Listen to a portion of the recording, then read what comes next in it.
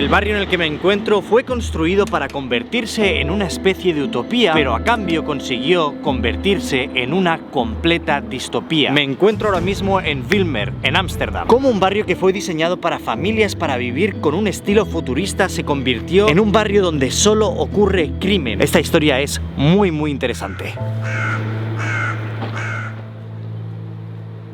Imagino que si eres seguidor del canal sabrás que estamos en una miniserie, de hecho estamos en el día 3, celebrando que ya hemos entrado en el mes de Navidad y que con Vinnywood hemos sacado el café especial ilimitado, no ilimitado, limitado, es decir, que cuando se acaba ya no vuelva, nuestro café, el famosísimo Vinny Who. El año pasado sacamos una versión de este café, voló, es aroma chocolate y vainilla. Y quiero dejar claro una cosa, este café es un café de puta madre, no quiere decir que porque le pongamos aroma chocolate y vainilla no utilicemos buen café. Esto es un café que sabe genial, pero que encima es más divertido que el que bebes normalmente. Así que dale una oportunidad en vinnywoodcafé.com y hazte con tu pedido antes de que se acabe. El año pasado voló, antes de que acabara la serie de los 7 días ya se había acabado, así que vinnywoodcafé.com. Voy a ser pesado, sí, pero es que luego todo este año he estado recibiendo mensajes en Instagram de ¿cuándo va a volver el café chocolate y vainilla? ¿Cuándo va a volver? Aquí lo tenéis, aprovecha. Nos encontramos en los años 60. Ámsterdam era una ciudad pequeña, caótica y sin expectativas de futuro. Se soñaba con un barrio moderno, limpio, ordenado, como la ciudad del mañana. Ahí es cuando empezó el proyecto de Bijlmer. Nació como un barrio del futuro inspirado en ideales modernistas. Comenzó en el 1966. El plan, diseñado por el arquitecto Siegfried Nasuth, seguía las premisas modernistas del CIAM. Separación estricta de funciones: vivienda, trabajo, ocio y tráfico. Bloques residenciales colmena de 11 pisos con amplios apartamentos luminosos, calles elevadas solo para coches y amplios espacios verdes entre edificios para recreo. Se promocionó como una ciudad del futuro limpia y segura, ideal para familias de clase media que cambiarían sus pisos estrechos del centro por viviendas de lujo en las afueras. Todos los pisos serían iguales para fomentar la igualdad y contarían con galerías peatonales conectadas, comercios a nivel del suelo y parques infantiles en abundancia. En teoría, el diseño ofrecía una vida comunitaria utópica, sin tráfico peligroso en superficie, con naturaleza y el centro de Ámsterdam accesible en metro. Pero eso es lo que creían al papel, la realidad fue muy distinta. Y es que para cuando el proyecto salió a la luz, los gustos de la clase media en Ámsterdam habían cambiado. La gente no quería vivir en edificios residenciales gigantescos, por mucha luz que le entrara en su piso, por mucha infraestructura que se hubiera construido alrededor, lo que querían era vivir en casas unipersonales, en pueblecitos cerca de Ámsterdam, y además los pisos aquí en Bijlmer eran bastante caros, por lo que el resultado fue que prácticamente nadie vino a vivir aquí, y los que vinieron a vivir se empezaron a encontrar con un problema muy grande. Se quejaban de que el barrio tenía pasillos interminables, mal iluminados, los garajes que habían diseñado para que no molestaran el tránsito de personas caminando y poder dar apertura se habían convertido en lugares de fácil acceso con fácil criminalidad. La mayoría de coches que se aparcaban ahí se vandalizaban. El crimen empezó a aumentar escaladamente en Bijlmer y había muy poca gente viviendo en ese sitio. Por culpa de hacer esta estructura tan futurista, se había convertido en el lugar perfecto para cometer un crimen.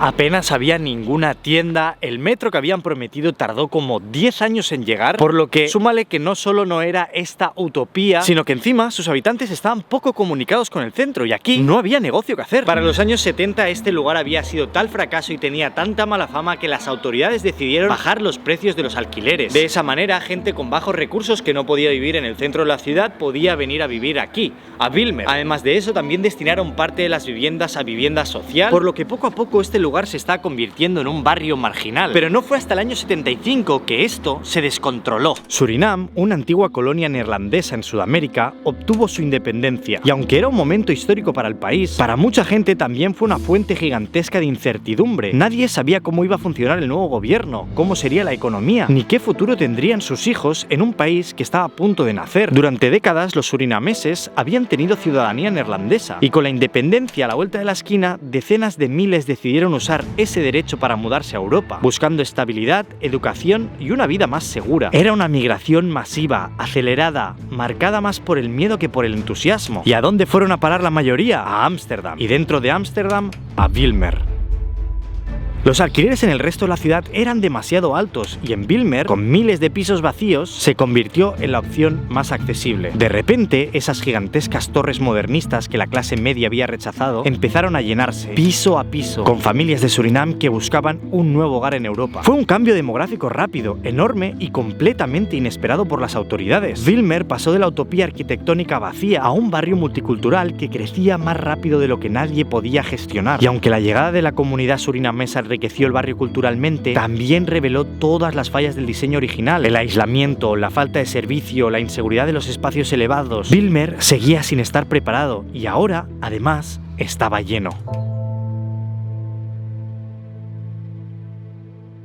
Ahora el barrio tenía gente, pero no tenía nada que ofrecer. Seguían sin tener guarderías, sin tener supermercados, ni siquiera tenían transporte para poder ir al centro de Ámsterdam. Claro, es que este barrio estaba construido para gente de clase media que tenía coche y podía movilizarse. Muy distinto a lo que se había convertido en ese momento. Y es así como Bijlmer en los años 80 se convirtió en el barrio con la tasa de criminalidad más alta de toda Holanda. De hecho, podríamos incluso decir que el primer gueto de Holanda. Un lugar lleno de robos, de consumo de drogas y venta de drogas. Sentían que básicamente Ámsterdam les había dado la espalda. Y es que así fue hasta los años 90 que ocurrió una cosa que lo cambiaría todo, pero de una manera muy extraña. Y es que detrás de mí podéis ver un memorial a las 43 personas que murieron aquí en 1992. Un Boeing 747 de carga de la aerolínea israelí El Al despega del aeropuerto de Schiphol. Es un vuelo rutinario, un trayecto más. Minutos después, algo falla. Uno de los motores se desprende del ala derecha. En su caída, arranca también el motor que tiene al lado. El avión pierde el control. La tripulación intenta volver al aeropuerto, pero no lo consigue. A las 6:35 de la tarde, el gigante de metal se inclina hacia un lado y cae directamente sobre dos bloques aquí en Bijlmer. La explosión es brutal, cientos de viviendas quedan destrozadas en segundos. El impacto provoca un incendio tan grande que se ve desde toda la ciudad.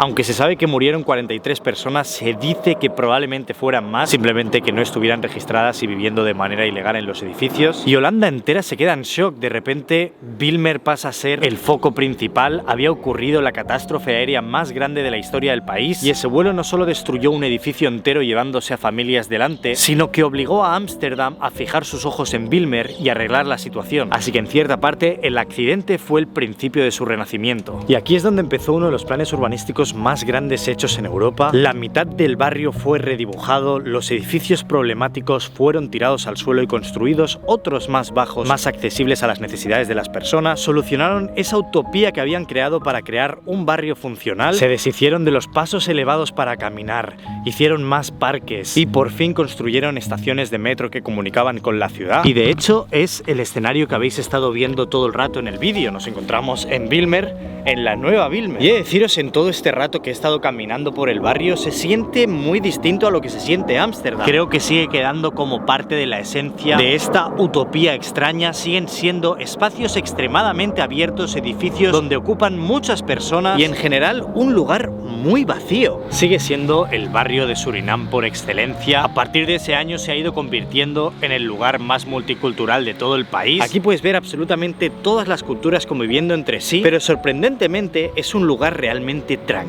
Todo ese crimen de los años 80 hasta los 90 se frenó casi por completo con toda esta reforma. Evidentemente yo no vivo aquí como para poder comprobarlo, pero sí he sentido que todo este espacio, este silencio e incluso este frío lo hacen un lugar realmente tranquilo.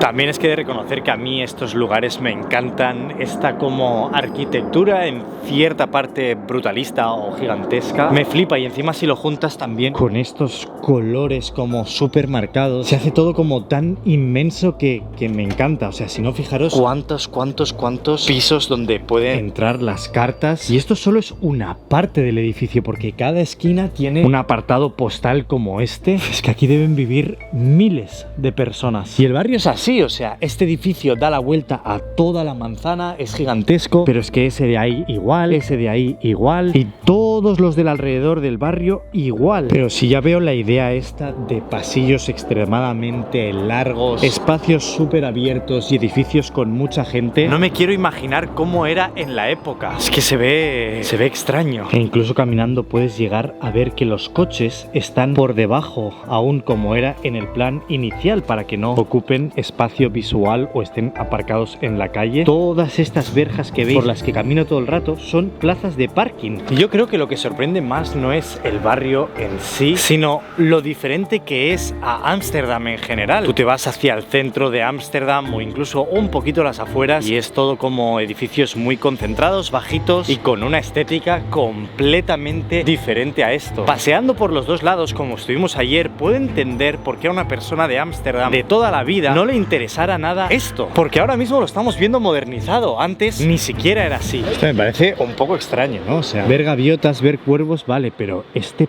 pedazo de ave que hay aquí, ¿qué santos cojones es en medio de la ciudad? O sea, fijaros en esto, es gigantesco. O sea, ¿what? De hecho, lo que os decía, aquí tenemos una parada de comida de Surinam y si me giro tenemos una gran mezquita justo al lado de la estación. Y es que sí, tiene todo el sentido. No parece para nada que los negocios sean negocios holandeses, pero es que tampoco de ningún país en específico. Es como una mezcla gigante, como si fuera un gran bazar. He visto una gran cantidad de estos coches que de verdad solo he visto aquí. Son dos plazas, aunque solo parezca uno, pero es como simplemente minúsculo. No estoy loco, o sea, mirad este coche pequeñito, otro aquí y otro ahí, o sea, son enanos, tío, muy pequeños.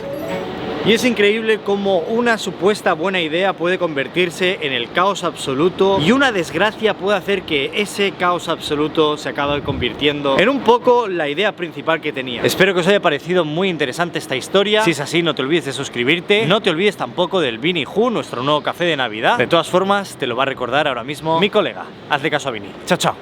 Tú, compra tu café en vinnywoodcafe.com.